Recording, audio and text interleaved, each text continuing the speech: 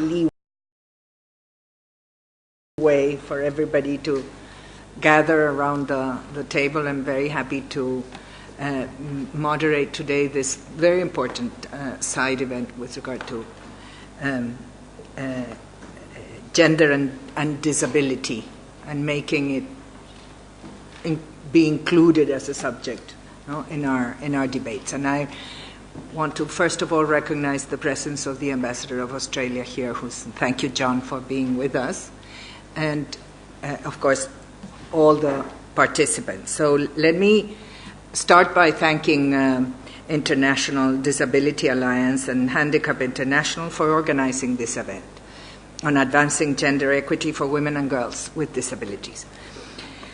So the purpose is to increase accessibility to persons with disabilities. No? The idea is that the meeting is going to have international sign interpretation and captioning. That's what I wanted to say. And the event is being webcast live. So thank you very much to the interpreter. And this event will count with participation of speakers here who are present in the room, but also at a distance who will be speaking to us through video. We have messages that have been recorded by some of the speakers that were not here. And what we mark today is the launching of a very important report by Handicap International, Making It Work Initiative on Gender and Disability Inclusion, which I believe is still being printed, being finalized. Yes, that's what's happening. So that's why I suppose we all have this format. And this report focuses on violence against women and girls with disabilities, of course, very timely in terms of the SDGs and the agenda for 2030 on sustainable development. I don't want to bore us with numbers, but I think it's always important to be able to, picture the fact that worldwide there are more than 1 billion women and girls with disabilities. That's a very big figure.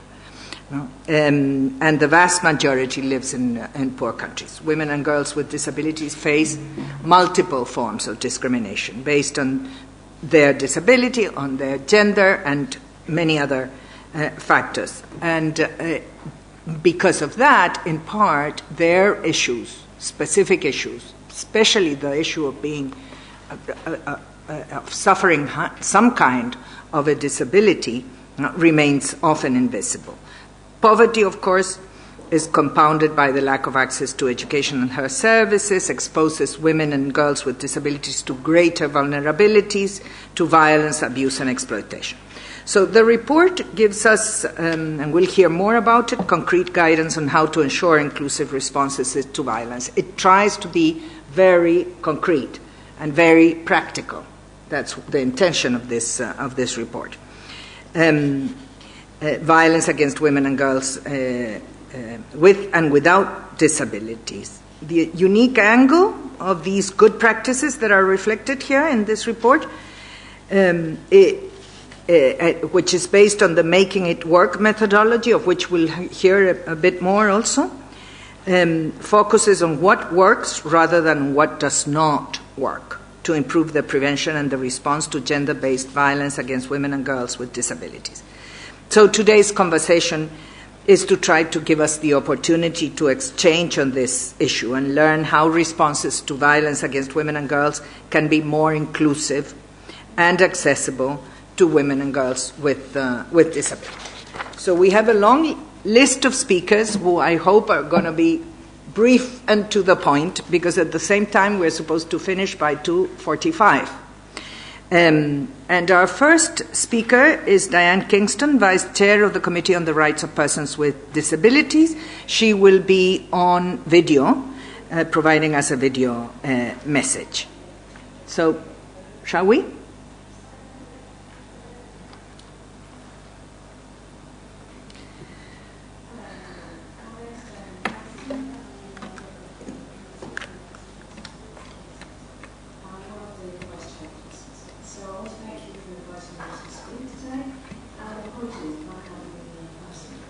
So first of all, I'd like to talk to you a little bit about the SideEvent Committee itself and the work that we're doing on women and girls with disabilities.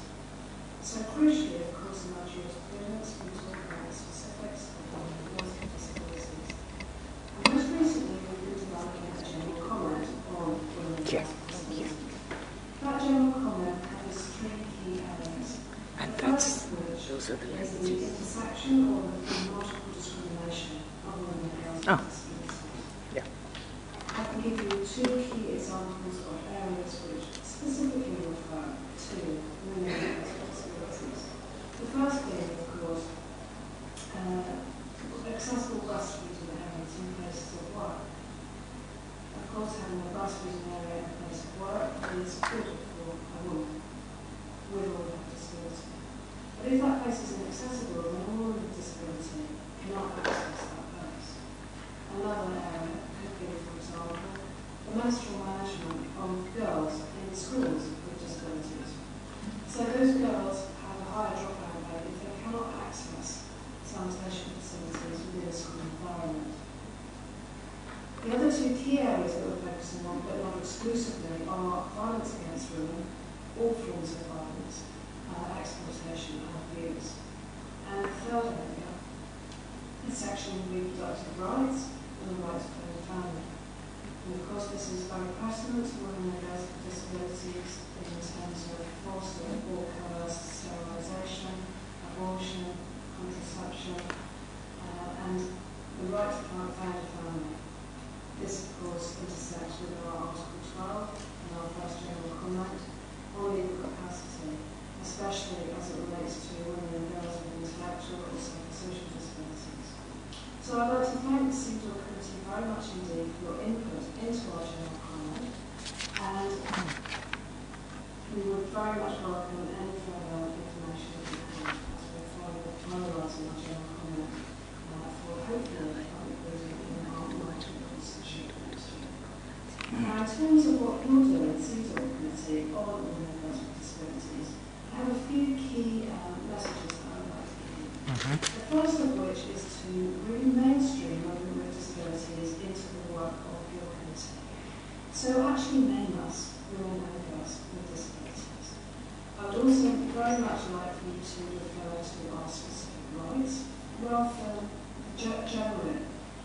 Rather than refer to us as a group of other women who are marginalised or vulnerable. Actually naming us will go a long way in terms of your jurisprudence. The second is actually in terms of healthcare or education, for example, to talk about accessible healthcare, to talk about accessible, inclusive education. And in order to make it pertinent and real for the lives of women and girls with disabilities, to talk about accessibility not just in terms of the built environment, but to talk in terms of information and communication as well. So to talk specifically about sign language interpreters for deaf women and girls, to talk about easy-to-read formats for people with intellectual disabilities, and to talk about braille and large print for people with vision as well. Another area is that of data and statistics and the invisibility of women with disabilities. I would very much welcome you to recommend to state councils in your concluding observations that they collect data, disaggregated data, specifically on women and girls with disabilities. And my final point is really to ask you very kindly if you would cross-reference the work of our committee, our jurisprudence, in your own concluding observations and further general recommendations or general comments. To talk about the work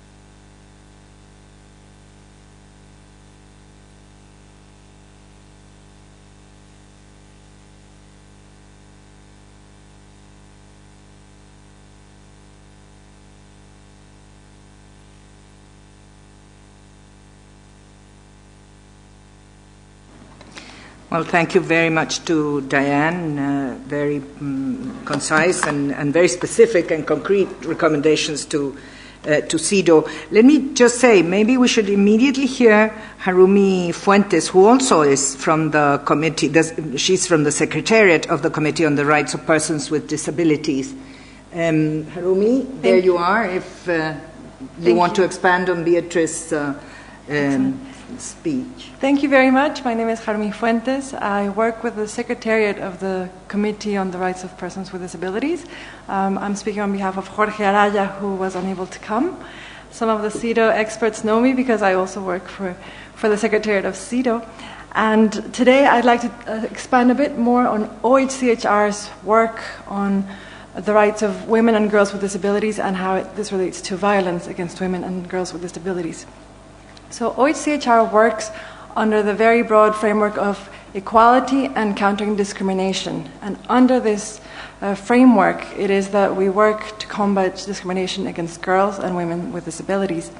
And among the initiatives I'd like to share with you today is a report on judicial stereotyping and how it affects also women and girls with disabilities. So I've brought this table. It's one of the findings from the report. And the part that is highlighted in yellow is an example of compounded stereotypes affecting women with disabilities. You can see that stereotyping leads to very negative outcomes for women with disabilities, in particular in the case of mental impairments, women who may be denied access to justice and also a fair trial because, especially in cases of gender-based violence, because of stereotypes, harmful stereotypes perpetuated by judges and prosecutors. So as you can see from the table, there's a stereotype that, a woman with a mental disability could not have been assaulted because she must have consented to sex, where she may require more corroborating evidence than in cases involving a woman without such a disability. So we really want to thank the CEDAW experts because it is thanks to many of the submissions that were received for your half-day general discussion on access to justice and also for the general recommendation on access to justice. The office was able to use these submissions to come up with this report. So thank you for this. And before the report on judicial stereotyping, there was another report commissioned by the office on gender stereotyping as a human rights violation. The report highlighted the fact that women with disabilities were at a high risk of violence based precisely on the social stereotypes that dehumanize, infantilize, exclude, or isolate them. So the office really prioritizes the issue of gender stereotyping throughout its work, and we're especially happy to assist all the special procedures mandate holders and also the treaty body experts, you specifically CEDAW, to address stereotyping and the effect that it can have on the human rights of women and girls with disabilities. Two older reports that you might be aware of concerning women and girls with disabilities and violence are the thematic reports for the Human Rights Council in 2012 and the report by the Special Rapporteur on Violence Against Women on the same topic, which wanted to delve more deeply into the thematic study. Now, the specific situation of women and girls with disabilities is integrated into the work of the office. For example, concerning sexual and reproductive health and rights, throughout the field presences, the office promotes the autonomy and the self-determination of women with disabilities and the elimination of discrimination against them in the provision of health and, in particular, sexual and reproductive health services. Also, we carry out a lot of awareness-raising initiatives so that national laws, policies, and programs comply with the international human rights standards. And we continue to carry out concrete interventions throughout the field presences, and lately Guatemala, Moldova, West Africa, with different partners, the media, with the judiciary, and also with grassroots communities and organizations of persons with disabilities in order to really address the issue of stereotyping and of the human rights of women and girls with disabilities. As Diane Kingston mentioned, also the committee is in the process of drafting the general comment on women and girls with disabilities. So for this, the office and WHO organized an interagency meeting with UN Women, who is here present too, UN Women, UNFPA, UNICEF, WHO, and OHCHR organized a 2-day meeting to really work on how to best take advantage of the synergies that are coming out of the work on this topic. We're also very well placed to provide technical assistance, and this is part of the mandate of the Committee on the Rights of Persons with Disabilities. And, well, lastly, I would like to reiterate our continued support to states parties to the Convention, to civil organizations, and also, of course, to the treaty body experts. And I want to congratulate the Making It Work Global Initiative on Gender and Disability Inclusion, Handicap International, and the International Disability Alliance for today's launch of the report. Thank you. Thank you very much, Harumi. A couple of comments at this point. I want to make sure that we make it flow. Number one, with regard to the suggestions by Beatrice to CEDAW, of course I will let Patricia Schulz in her concluding remarks, or before if you wish, to address them. But I presume, and being myself a former member of the Committee on the Rights of the Child, I presume that the same recommendations also apply to a committee such as the Committee on the Rights of the Child, who looks at the girl from that angle. So I would suggest that maybe we need to ensure that that is happening. And I know as a fact that the CRC actually does pay a lot of attention at the issue of boys and girls, in this case, with disabilities. And then what was mentioned by Harumi, very interesting, the emphasis that the Office of the High Commissioner is putting on studying better and understanding better stereotyping as a basis for violence and discrimination. And I wonder whether the next speakers can address that from the point of view of best practices. How, in fact, can you reflect, in the method, not only the methodology, but the report itself that is being launched, and in the best practices, good examples to combat stereotyping, in fact. And of course, synergies, again, is a big issue. Again, cutting across some of the treaty bodies, I think it's important, and the special procedures. So let me then move to Priscilla Geiser, representing Handicap International and the International Disability and Development Consortium, and Lisa Adams following, who is a member of the Global Making It Work Technical Advisory Committee, and they will refer more to the report itself. So please, Priscilla, you have the floor. Thank you. Thank you very much. It's a great pleasure to be here to support the launch of this very important publication. We really want to take this opportunity to make a strong pledge on advancing equity for women and girls with disability today. So I'm going to reflect a little bit on the Making It Work methodology that was used for this report.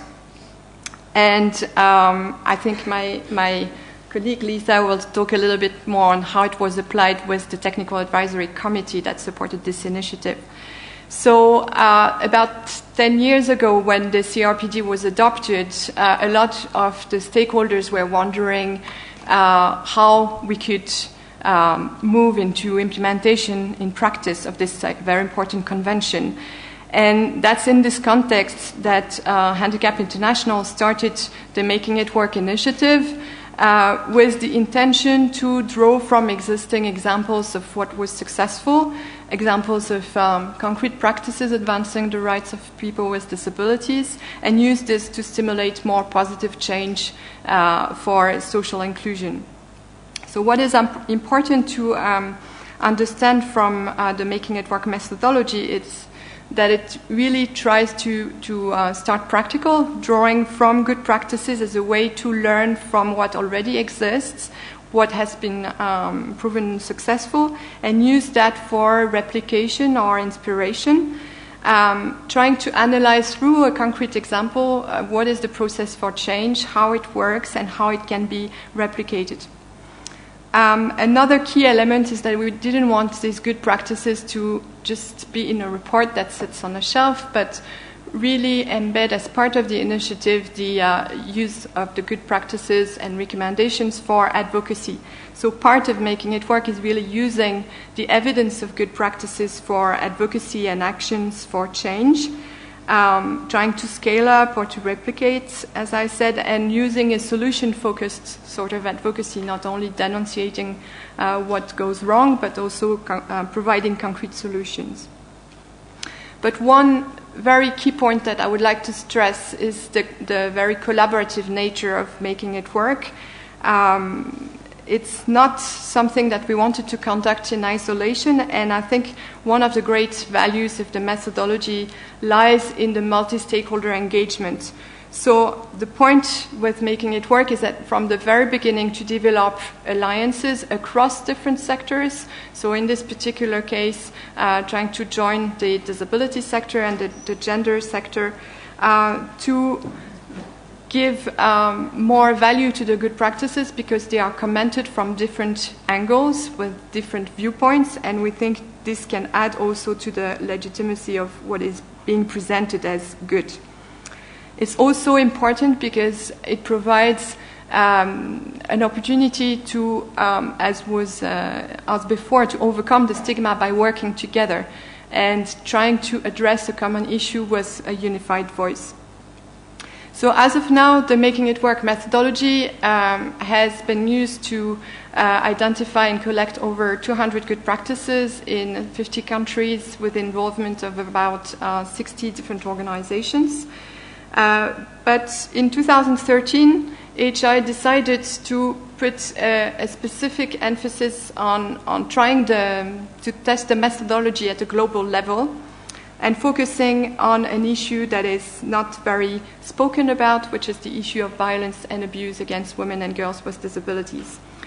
So one of the key learning points from this phase was that on such an issue, joining hands and bringing together women with disabilities who have been identified as good practice holders, so to speak, was a way to break their isolation, because this is a very difficult issue to work with, and usually there are limited opportunities to exchange on what works, on what are the challenges at country level. Another key learning for this phase was the very strong added value of the presence of a technical advisory committee at the global level, who provided strong recommendations drawing from the examples of these 10 good practices and producing some key points that were used for advocacy at different levels.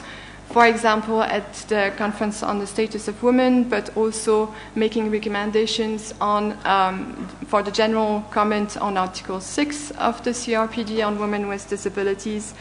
Also trying to link a little bit more with gender advisors within UN agencies.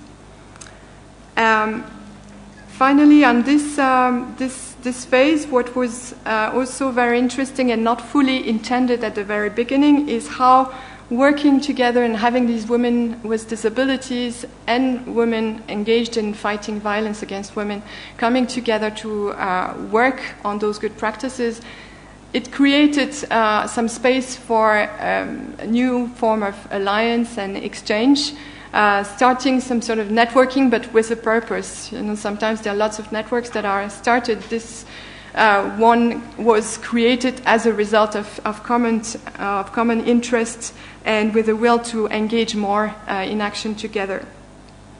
So now, I think in terms of the way forward, we are very aware that the good practices that are in this report, 11 good practices are just a start. We need more.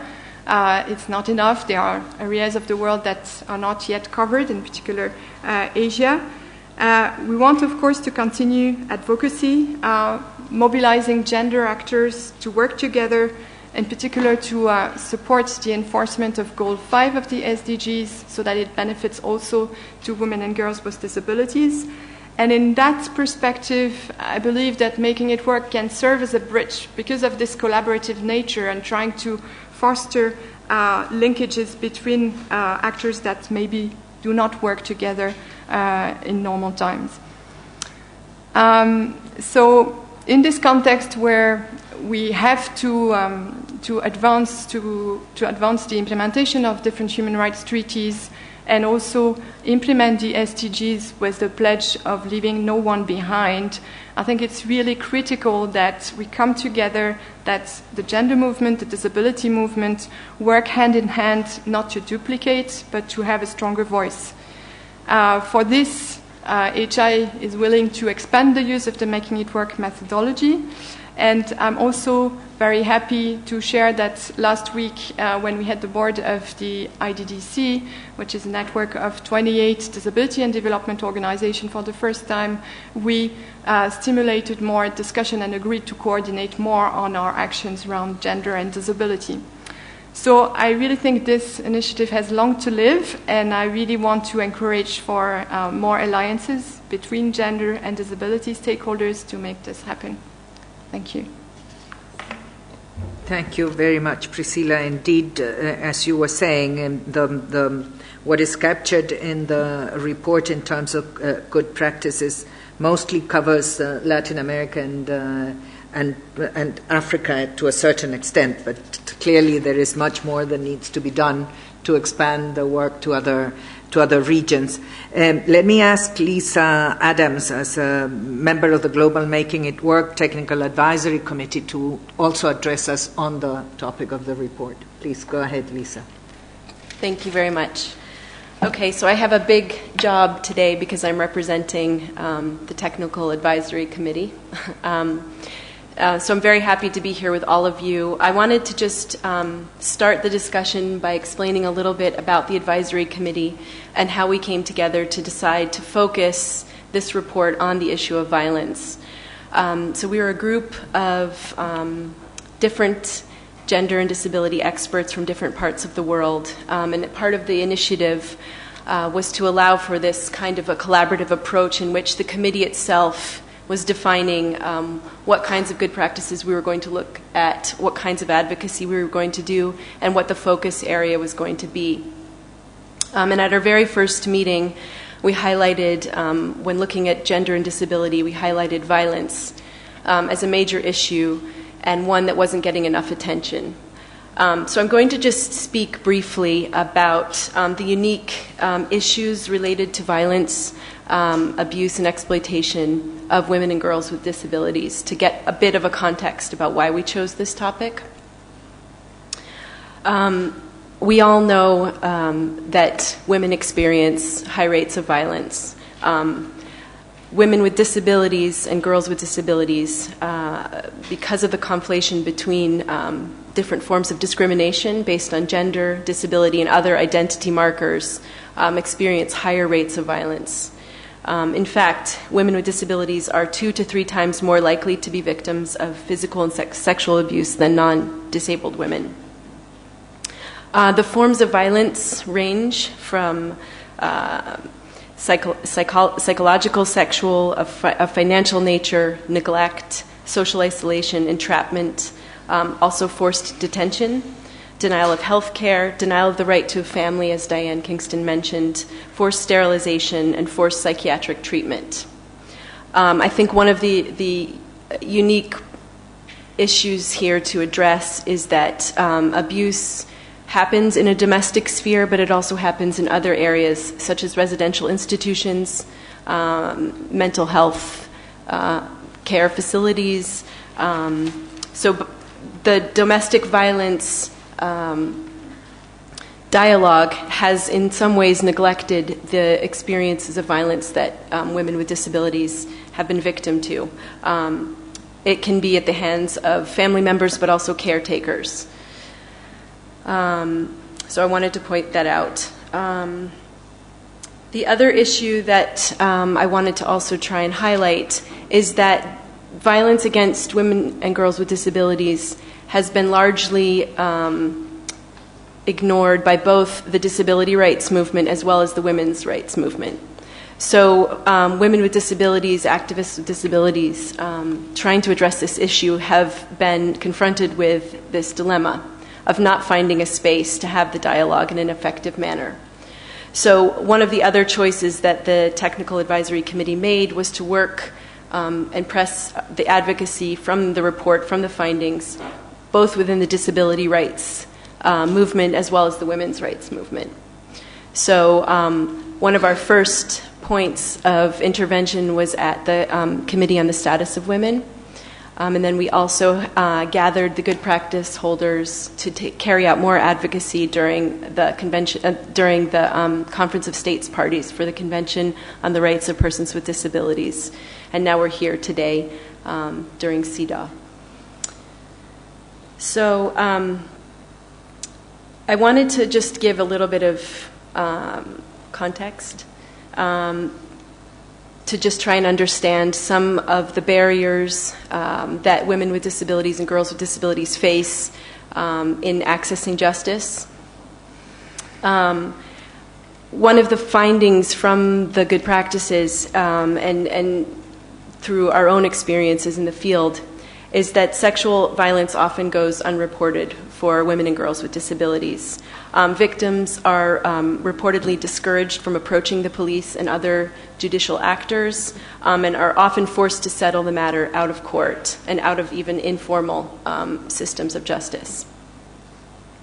So, for example, in Indonesia, cases of rape against women with disabilities are rarely brought to court, and when they are, perpetrators get minimum sentencing, and legal and justice systems are highly inaccessible.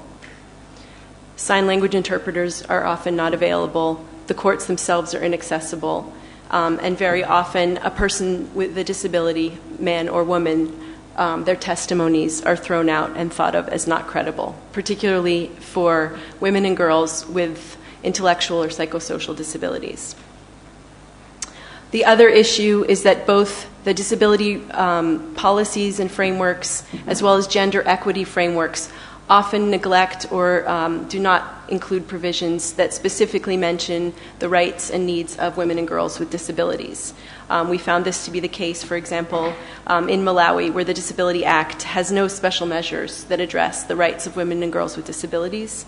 In Haiti, the gender equity policy, as well as domestic violence prevention legislation, do not address women and girls with disabilities. So these are areas within the legal and policy frameworks that really need work. So I want to highlight the importance of intersectionality. I think that this is something we are probably all aware of. There are multiple identities that exist in all movements, and the different layers of discrimination obviously make women and girls with disabilities more vulnerable to violence and to lack of access to justice. We found through the good practices that it was this work from an intersectional approach, cross-movement approach, where women with disabilities worked with women's rights organizations, with gender equity organizations, and with judicial systems. And it was that work together that helped to break down the stereotypes that we have heard about. It helped to dismantle the myths around disability and sexuality that are so harmful. But it also helped to train and to give members of the protection system, of the judicial system, and the women's rights movement more armor to be able to understand how to work with women with disabilities and to prevent and eliminate violence against women and girls with disabilities. And I know I need to end, so I'll just be very brief. In terms of recommendations, I would just encourage the CEDAW Committee to have these discussions with states during the review process and to ask, what is the situation for women and girls with disabilities? And to also ask civil society members to bring this up and to address it during the review process. In terms of the Committee on the Status of Women in the Beijing Platform, I would echo what Diane Kingston said, to name us, to have greater visibility in the narrative processes, and not to be placed in the other category, but to really be named and have focus and be on the agenda. So thank you very much. Thank you, Lisa. Before we pass to the last two speakers, let me just say what I've heard up to now. I think we clearly have identified the issues affecting girls and and women with disabilities, or many of the issues. And we've also identified jointly some of the measures that need to be taken. We've heard about isolation, invisibility, stereotyping, discrimination, and violence. No? But at the same time, you've been, mentioning the kinds of things that need to be done, both by CEDAW and others. Advocacy and awareness raising is an obvious one. Link with other gender institutions and issues. Create spaces for networking, improve data, certainly improve studies, as the OHCHR was telling us, on some of these specifics, and creating the legal frameworks and the access to justice that is required. What we will now hear is from two women, Fatima Wangare and Priscilla Rodriguez. Fatima Wangare from Kenya and Priscilla Rodriguez from Mexico, both by video and Skype, but they are the ones that are going to pull it together, I think, in a certain way, because they are good practice holders, as it is said here in my script, and I think it's very interesting that we are able to hear from them after having listened to the other speakers. Ms. Wangare will tell us a bit more about how an organization focused on women and girls with disabilities joined up with a mainstream women's rights organization. And by working together, they were able to build the capacity of the justice system to be more inclusive. Very interesting indeed. Ms. Rodriguez will focus on another element of this creating synergies and opening spaces, which is the peer support group for women and girls with psychosocial disabilities, and how they faced violence and were able to work their way through. Very interesting indeed, both of them. And then I will open the floor as much as we can before we come back to the panelists who are here with us, and we want to leave enough space for Patricia for her concluding remarks. So please, Fatima Wangare.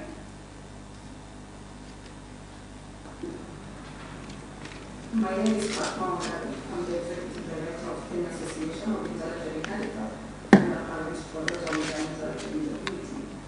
My organization, Best Practice, is among the 11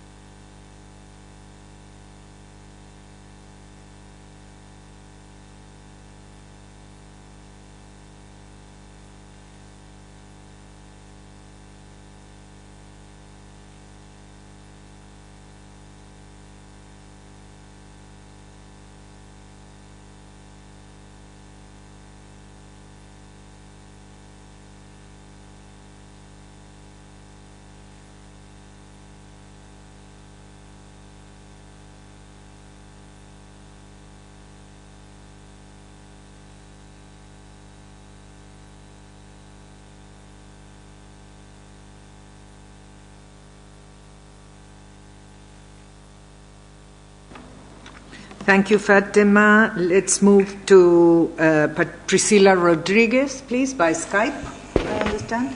Yes.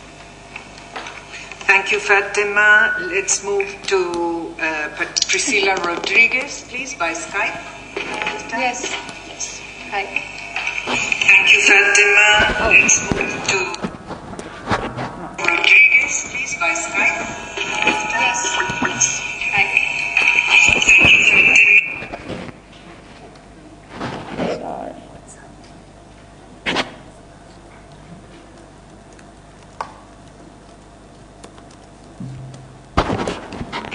Is it working? Yes.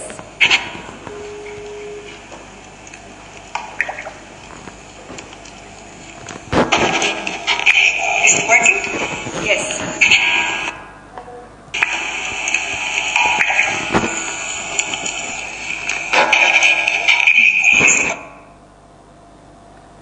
Take your sound off and speak.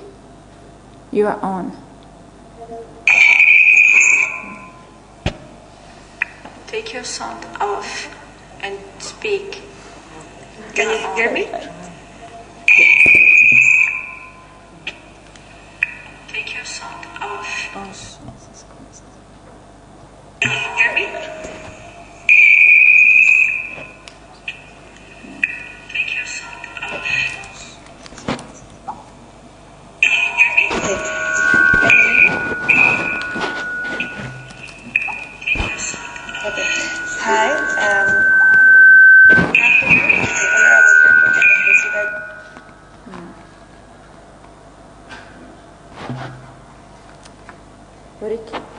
Can you put her on?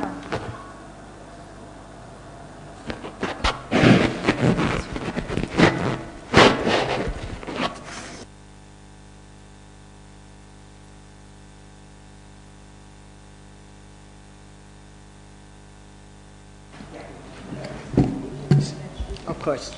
Well, as always, technology, you know, sometimes defeats our best intentions. I know that we are trying, and but we will not lose time. And she's there now. Okay. Well, then, Priscilla, can you hear us? And can you go ahead? We have very little time, but we are very interested in what you have to say.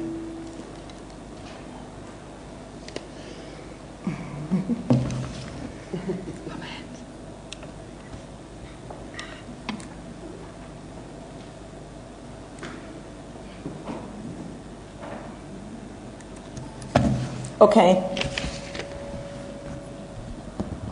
Can you hear me? Yes. Okay. So I'll start. Good afternoon, honorable members of the SideEvent Committee, representatives of member states, and guests. I would like to thank Handicap International and the Technical Advisory Committee for their invitation to present at this important side event, as well as for the publication they are about to release on good practices around the world. This initiative has helped bring together women with and without disabilities who are advocating and fighting for the rights of women with disabilities to be recognized. This initiative has also helped end the isolation, which is many times inherent to this struggle. My name is Priscilla Rodriguez. I am the director for Mexico and Central America for Disability Rights International, and our international organization focused on promoting the right to community integration for persons with disabilities. I'm here to present briefly on two good practices by DRI which were selected by HI, one in Mexico and one in Guatemala. Our work and findings in both countries reflect the challenges we are facing in the region to end the violence against women with disabilities. I also have the honor of being here on behalf of Dawn from Canada and MAM from Palestine, two organizations that were also selected by HI for its good practices to advance advocacy efforts in favor of women with disabilities.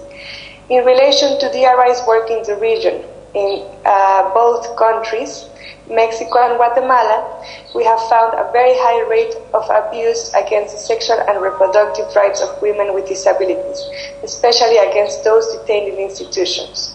We have also documented very abusive conditions in institutions housing persons with disabilities, including use of isolation rooms and restraints which, according to the UN Rapporteur on Torture, constitute inhuman and degrading treatment and can even amount to torture. We have also documented complete lack of treatment and rehabilitation, but also more severe and grave abuses, including physical abuse, sexual exploitation, among others. What has worked in Mexico to address the violence experienced by women with disabilities has been to empower women with psychosocial disabilities and survivors of abusive psychiatric institutions to become self-advocates that will advocate for their own rights. Specifically, we empowered and trained a group of women within the Colectivo Chucan, the only organization in Mexico run by persons with psychosocial disabilities, to create a women's group that would deal with the violence experienced by women with disabilities on a daily basis. They would the way they work is that they meet every 2 weeks. Only the women, they speak, they talk and about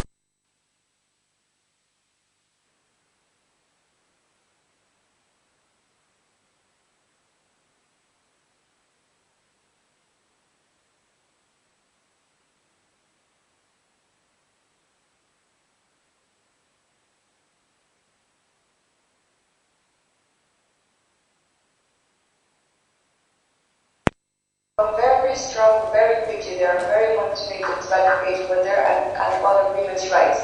And they have become the spokeswomen for women with psychosocial disabilities in Mexico. They've become a truly empowered and independent group. And at the end of last year, together with this group women, we carried out a research in Mexico City to find out more about the rate of forced sterilization and other violations of the sexual and reproductive rights of women with psychosocial disabilities. The women from the Colectivo were involved at all stages of the research, including the designing, the application, the implementation, and they were the ones who also designed and carried out a questionnaire which they later on applied to other women with psychosocial disabilities. This research is the first of its kind to focus on gathering statistics in Mexico on the violence that women with disabilities experience, and the results are extremely alarming. We found that over 40% of the women that were interviewed had been sterilized in a forced or coerced manner. We also, over 40% of the women that took the questionnaire said that when going to a gynecologist, they had experienced some sort of abuse, including sexual abuse and rape. We also found complete and systematic denial of maternal health care rights to women with disabilities who wish to be pregnant. We used, in Guatemala, we used the Inter-American Human Rights System to protect the rights of women with disabilities detained in an extremely abusive psychiatric institution in Guatemala, where we also found some sort of traffic, some forms of trafficking of the women detained there. Basically, we asked precautionary measures by the Inter-American Commission, which was granted, and the state was requested to take urgent measures to end the violence experienced by women in this institution. I would also like to mention the good practices by an organization called DAWN in Canada, which has also been doing outstanding work on getting local and national justice systems to address violence against women with disabilities, especially sexual violence. MAM, an organization in Palestine working with veteran women in the Negev, has also started including disability in its line of work. Through a case they took of a woman with a disability who got divorced and was going to be deported, they have achieved important policy changes that have impacted all women with and without disabilities. The practices that the HI has compiled show how important it is for disability and women organizations to start addressing violence against women with disabilities, an issue that has been long ignored. This is especially important because of the high rate of abuse experienced by women with disabilities, as already mentioned by Luisa from HI. My specific recommendations to this honorable committee is that they recognize the long-ignored violence against women with disabilities, that they address the systematic violations against the sexual and reproductive rights of women with disabilities in your work. We also respectfully request to include the work of organizations led by women with disabilities, such as the Colectivo, focused on documenting abuses and violations to against women with disabilities. We would also like to encourage you to support the cooperation between mainstream women and disability organizations to include women with disabilities in the fight against violence of women in general. Our goal, which we also hope will become yours, is to, when we talk about women and violence against women, we are also talking about women with disabilities. And lastly, we would like to humbly encourage you to take HS publication on good practices into account, because it shows the issues women with disabilities are facing today, but also the approaches that will be used to address the problem. Thank you. Thank you very much to both the reflect and very little time to do so. Two things maybe stuck to my mind, at least, that were suggested by the speakers. One was the question of changing the narrative by women themselves, by women stakeholders. I thought that was a very powerful thought. And then the idea that it is by peer support groups, by joining women again and girls with disabilities, that they can be empowered to become self-advocates. And again, that's a very interesting thought. Let me, before I turn the floor quickly to the floor, let me recognize the presence of the ambassador of Bahamas, Rhoda Jackson, and the ambassador of Brazil, Regina Dunlop. And I also want to acknowledge the presence of Leila Gaber from the CEDAW. And there are other CEDAW members, of course. Yes. So, oh my goodness. There we are. So the recommendations that all of you have given to the CEDAW members are falling in very fertile soil indeed. So let me open the floor. We have no more than 5 minutes, unfortunately, because we do want to give the opportunity to Patricia. Oh no, we do have a little bit more. 10 minutes and you'll take 5? Good, okay.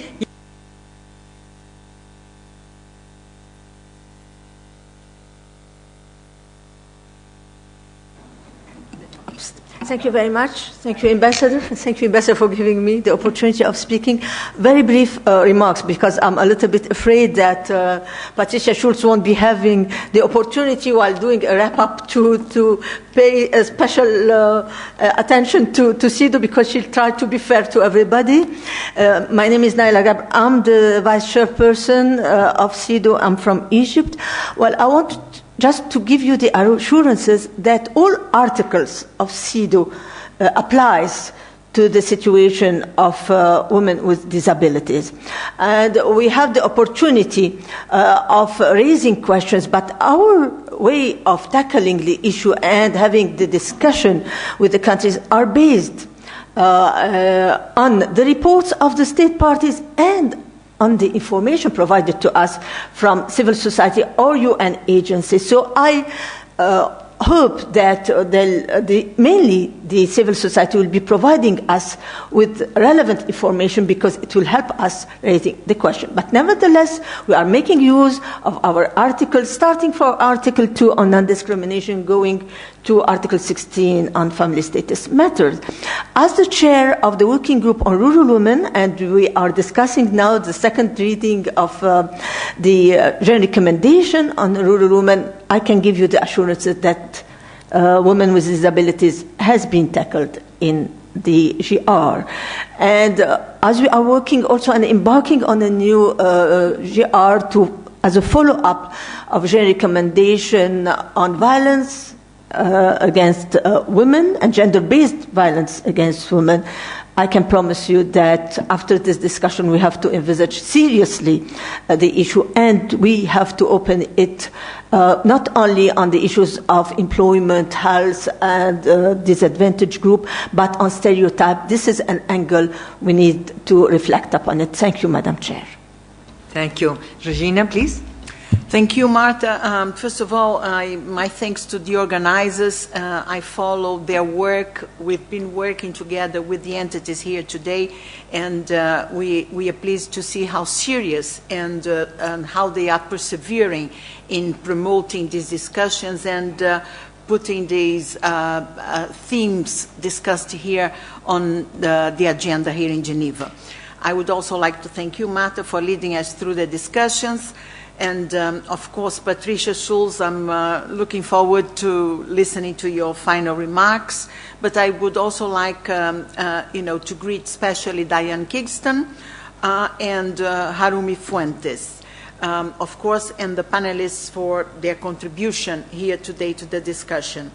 It's been said, and just to make what I'm going to say next coherent, that whatever gender differences, make structural violence against persons with disabilities particularly difficult. But when it comes to girls and women with disabilities, this is all more critical. And I think, it deserves our focused attention. And this has received, on the part of the Brazilian authorities, one of the axes within our national plan of policies for women, which is women with disabilities, one of the axes. Of course, the reality of women and girls who live with disabilities, they face greater challenges. And, this reality is not usually taken into account, neither for those involved in making legislation, nor for those, working with implementation of what exists already. So in this sense, and it was one of your comments, Martha, I think what I would mainly put forward is that girls and women with disabilities are called to participate in whatever process that discusses their realities. Thank you. Thank you very much. John, please. Thanks, Martha, and let me add my voice of thanks. This event, I think, is terrific for a number of points of view. It brings together two key issues, certainly for us and many of us, gender and disability are sort of hidden issues, so that's been helpful. It's also, I think, very focused on joining the dots. We don't do that enough in the system, and this is extremely important to connect CEDAW and CRPD. Thirdly, I think it's practical, it's best practice. We don't do enough of the sharing of best practice in the UN, so I think this is a wonderful sort of case study. We're very interested in engaging. We have quite an active program in terms of dealing with violence against women, but also a national disability strategy, and we'd be very pleased to share our experience in trying to join those strategies together, because I think this is part of the challenge that's been discussed today. And you mentioned the Indo-Pacific being a bit undercooked. If we have experience in our region that we can share with you, I think there are a number of countries doing quite creative things, including with new technology in our region. So, and I guess lastly, the speakers are all very succinct, so I think you win a blue ribbon prize for a great event. Just a couple of comments, additional comments. We've launched in May this year a development assistance strategy with a disability focus, and it's interesting. I was just going through this document before this event, and the figure that was, I think, flagged earlier was 2 to 3 times more likely women and girls with disabilities to suffer abuse. Yeah. If you take that to intellectual disabilities, it's 10 times the prospect of abuse. So I think women and girls with intellectual disabilities are a particular problem we need to focus on. So I'm interested in the panellists' comments on that. And I guess also the question of empowerment. The reference has been made to peer group pressure. A big focus in our development assistance program is actually empowering women's leadership, inclusiveness, getting women and girls with disabilities to engage in the processes. And I think this is something that's very important. Data collection has been flagged. You need evidence to base a policy. So I think the comments made by panellists on that we very strongly support. And also the issue of attitudinal change. The stereotypical challenges are clearly huge. So just in that regard, interested in comments of the panel on new technologies, so we can use social media and technology to really break stereotypes. And the disability community has been a leader in technology and sort of enabling people to engage. Thank you. Seems to me that we have a second volume in sight for Asia. Yes, Rhoda, please.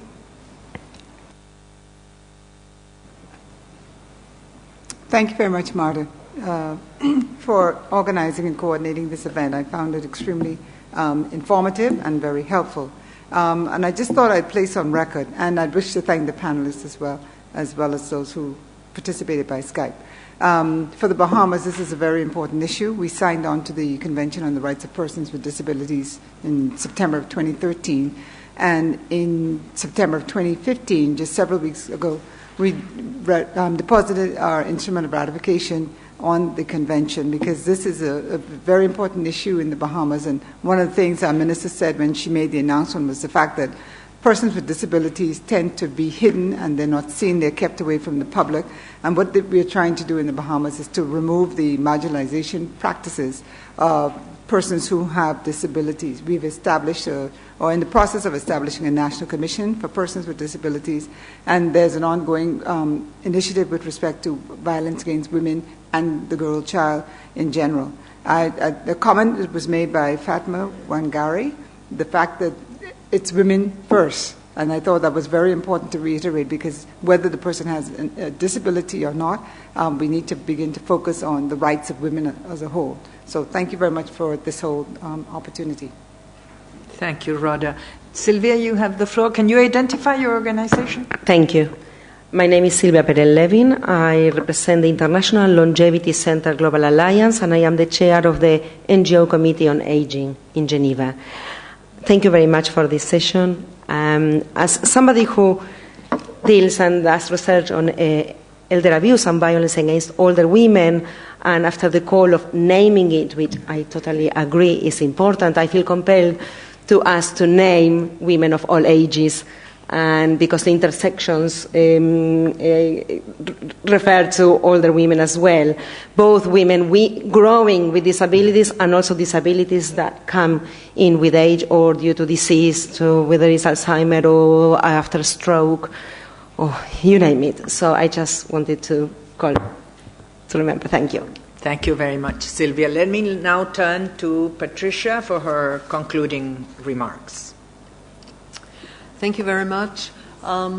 This has been an extraordinary event. I think that the report will be a fantastic instrument, first of all, by the clarity with which it exposes the problems that women and girls with disabilities are exposed to, and the extent, both.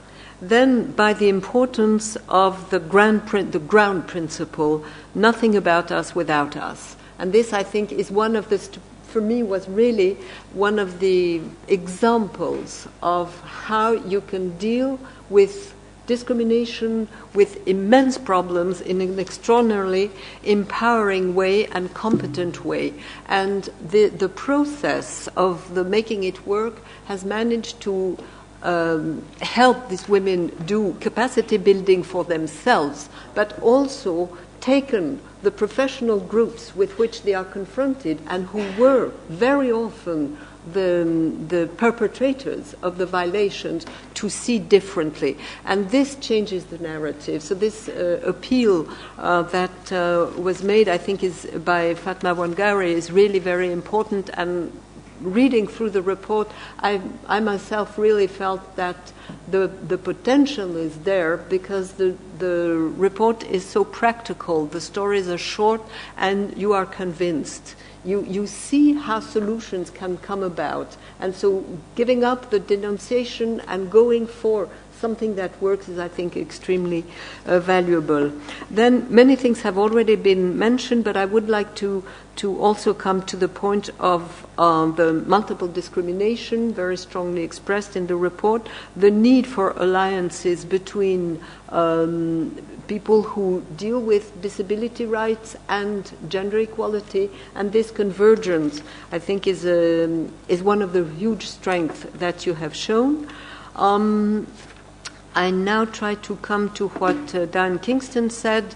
I think we really are in agreement for the need for mainstreaming the issue in our work. I would just like to mention sometimes the difficulties. Very concretely, there is competition of issues in human rights, and we have little time and little space to address all of the issues. So we sometimes take together in one very compact paragraph the issues of women who are facing very different situations, but they have one unifying point, is that they are exposed to a particularly high risk of violation of their rights. Then to the recommendations that we deal better maybe with accessibility, with inclusive education. This will take on board the data. This is a challenge for many of the issues, and especially I think here. Cross-references, yes, we will. We do it. We have to do it more. I would also like to say how much we depend on civil society organizations to have us made attentive to the situation, because very often we don't get the information in the state report, and we don't necessarily get it either from our sources in the UN system. So we really depend on what comes from you, so that we can competently address the issues that are needed. I have spoken of the empowerment, and I would like to close by saying that I think that one of the greatest privileges of being a CEDAW member is to be exposed to issues that you hadn't dreamt of or nightmared of.